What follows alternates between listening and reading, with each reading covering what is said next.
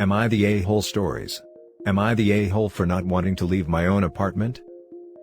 I'll keep this vague to avoid recognition since I believe the party involved actually use Reddit.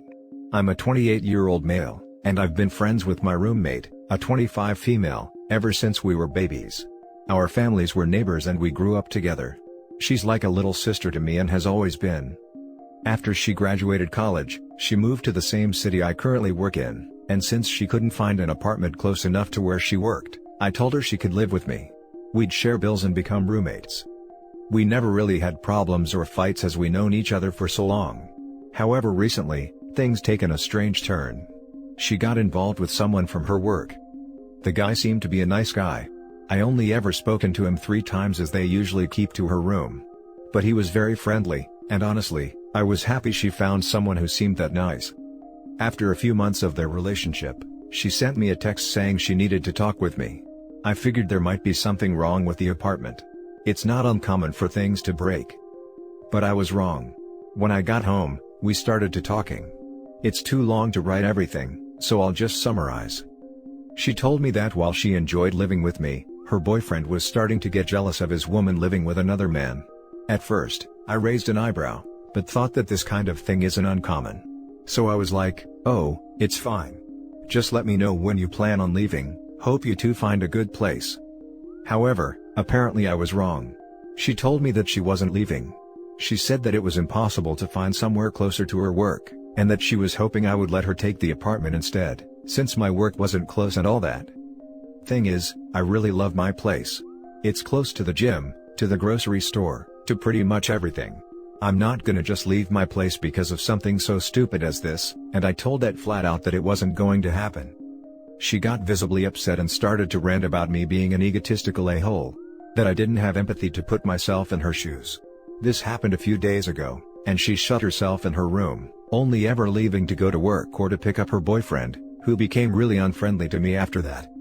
Now, usually I can be an a-hole, but I don't think this was one of these times. So I thought I would ask for Reddit's verdict.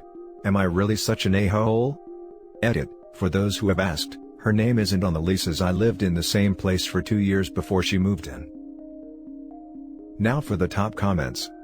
Let me get this straight, you have known her for over 2 decades. You welcomed her into your home, and now she expects you to leave so she can live with her jealous boyfriend that she's just gotten on with? Not the a-hole bro, she is. Big time. Look at how she treats someone who is like a sibling. I'm super curious as to why she's not going over to her boyfriend's place. Why don't the friend and her boyfriend find a place of their own, rather try to kick someone out who was nice enough to let her move another place? Theory, she told boyfriend it was her place, and she was being a great friend letting OP crash there. Now she's caught out in the light. Oh my god, not the a-hole. She can pack her entitlement up with her things and move out. It's your apartment. You did her the favor. The freaking audacity, I swear. Don't be surprised when she reappears on your doorstep wanting to move back in. When living with the boyfriend doesn't work out, she sounds less than mature. Just say no. Not the a-hole. Not the a-hole. That's some A5 Wagyu level entitlement, right there. She said that it was impossible to find somewhere closer to her work, and that she was hoping I would let her take the apartment instead, since my work wasn't close and all that. Wait, so she's not even moving in with the boyfriend? He just wants you gone?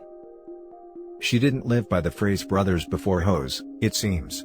She willingly throws her brothers away for the boyfriend. That's A5 Wagyu topped with black truffle type of entitlement. Not the a-hole, it was your place first, and she's the one having an issue with the living situation. If her new boyfriend has such a problem with her living with you, then he should offer her to move in with him. What she ends up doing is totally her choice, but you shouldn't be forced to move, and I think she's being incredibly unreasonable. Now for the next story. Am I the a-hole for telling a pregnant girl to find a new flat? I, 20 female, live with 5 other girls. 5 of us have already signed a lease to live together again next year. We are all currently in our 2nd year of uni.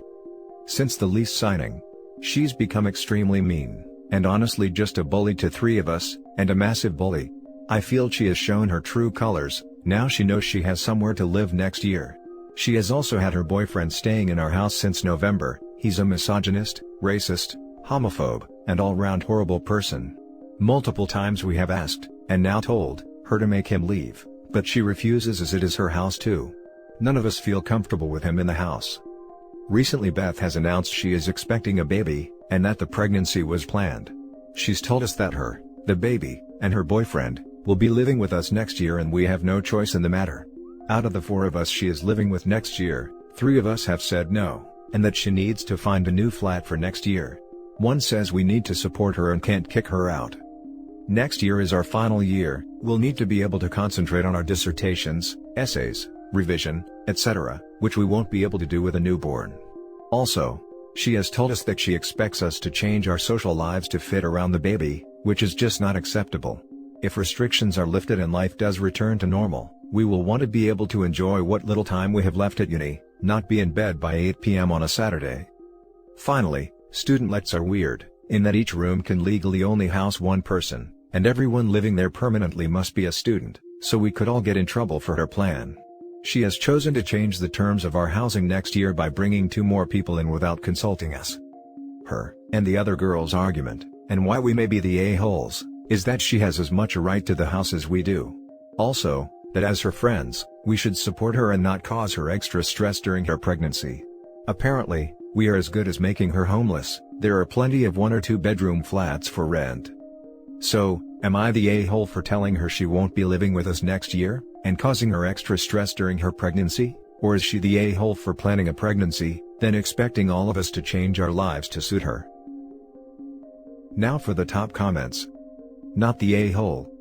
Beth's baby and boyfriend are not on the lease and is not a tenant. Inform your landlord of the illegal tenant. Not the a-hole.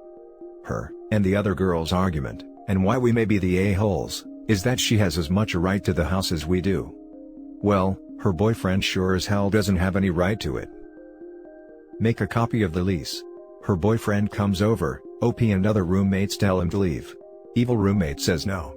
OP and roommates call the police. Police arrive, roommates ask the police to remove the boyfriend. Show police a copy of the lease, boyfriend not on lease, hopefully police escort him out. OP absolutely needs to let the landlord know about boyfriend's illegal occupancy. Let landlord know that she expects to also move a baby into the house. Ask landlord about what your options are. I would be interested if the rest of you could get out of the lease and leave her with the full rent. The landlord might figure out that it would be better for him/her to get rid of the troublesome tenant and keep the rest. If they can't get evil roommate out, I would make her life total hell. I would feel bad for the baby, but war is war. Not the a-hole. It sounds like her staying there would violate the lease, so she does not legally have the same right to the house as you do. Especially if her living there would put everyone's housing at risk. I'd give her a grace period to find new housing, but if she refuses, you have every right to go to your landlord/management company. The lease on the new student house starts in July, so she has a few months, and we are stuck with her till the end of the lease on our current student house. The next story. Am I the a-hole for asking my mom when she will be fully recovered?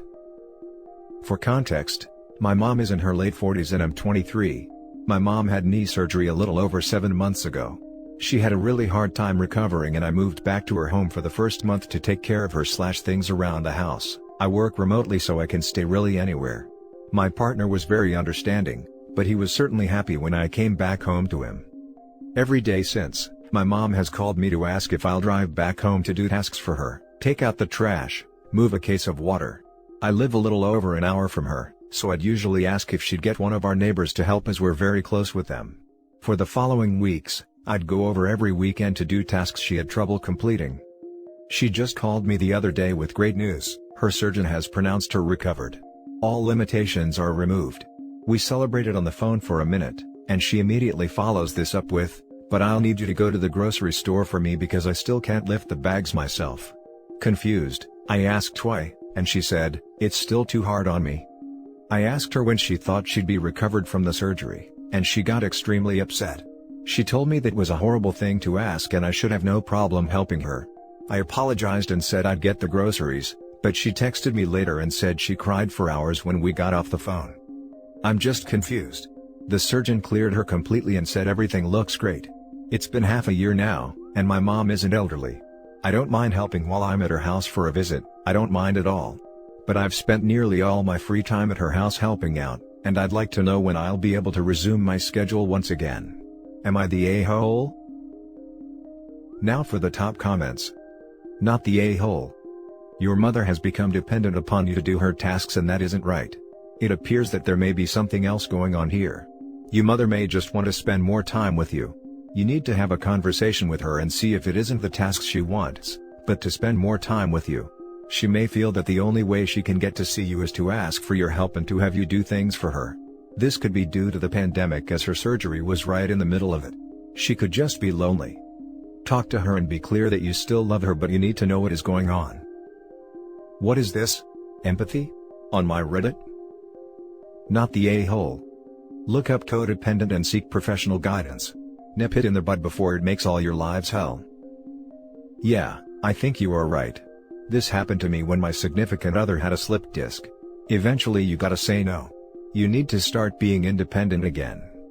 OP, I suggest writing to your mom and explaining how you can't help forever, especially with how far away you are, and she needs to look at a closer to home support network. She needs to start becoming independent again. Like go to the grocery store with a friend or neighbor. That way, she's building her way to it, but with help. I say do it by text just because sometimes verbal communication goes sideways. Especially if she is upset. Edit. Thank you all for the responses and perspectives. The most baffling thing to me about this post is the mixed bag of knee surgery anecdotes. I have people telling me their 70-year-old grandma was back to normal in a month and a half. One comment down from that will heavily imply I'm delusional to expect any sort of recovery from my mom for less than 2 years after her surgery date. I guess it's truly a diverse recovery process. I'm going to talk to her and see if the pandemic is making her feel more lonely. She has plenty of friends and a rich social life, but I think she resents me moving out of the house and in with my partner.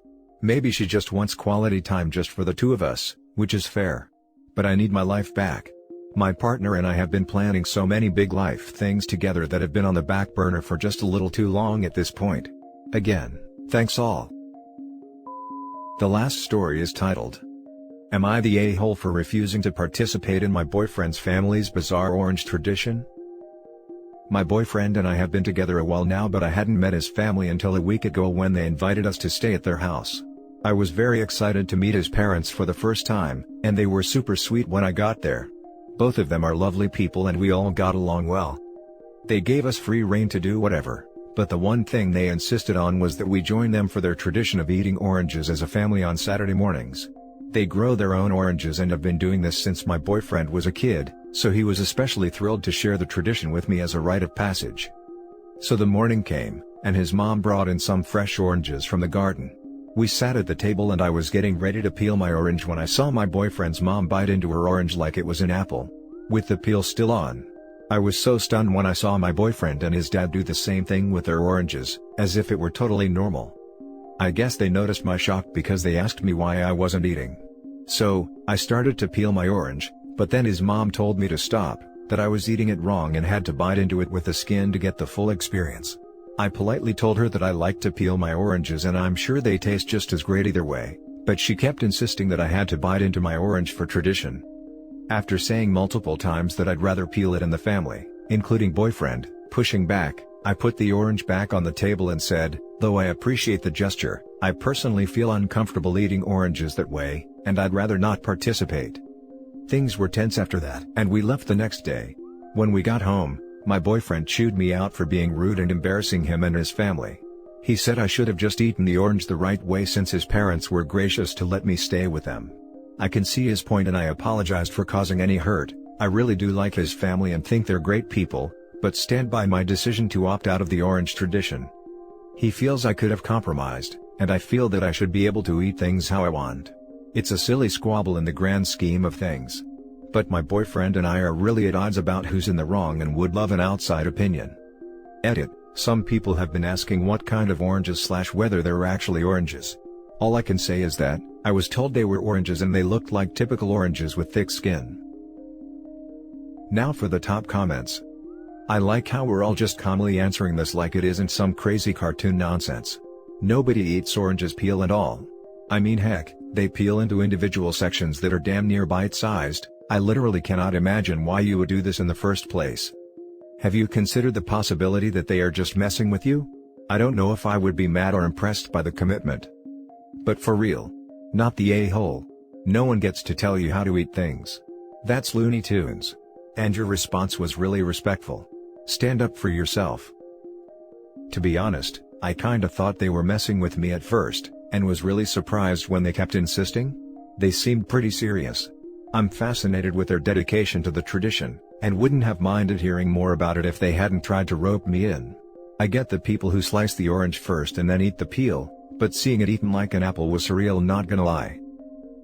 It's a soft fruit. Didn't the juice just go everywhere? Also, did it all stay together? I feel like at a certain point it would have to fall apart unless you take bites in specific places. Did they eat all the way through the middle and just leave the top and bottom to throw out? I have so many goddamn questions about this, it's going to haunt me. Edit, to be clear, I'm not 100% sure you're not messing with us. But if you are a troll, you are by far the most entertaining one I've dealt with, so I'm still here for it. It was as messy as you're probably imagining, and the oranges eventually ended up collapsing, and then they had to eat it in smaller chunks anyway. And LOL, not a troll, but I recognize that this situation is ridiculous enough for people to think that. Not the a-hole. Be glad you didn't stick around for the crab bake laughing my butt off. Not the a-hole, but when your boyfriend talked about this tradition, did he ever mention how they eat an orange differently than most of the world? Did he ever eat an orange outside of this tradition? I'm trying to figure why he didn't prep you more. He never ate oranges with me before this because he said they never measure up to his mom's oranges. He also never mentioned how his family eats it beforehand, which is why I was caught so off guard. And that's it for this video, guys. If you have thoughts to share, leave a comment below. Don't forget to hit like and subscribe if you like this content. I'll catch you in the next one. Good day, everyone.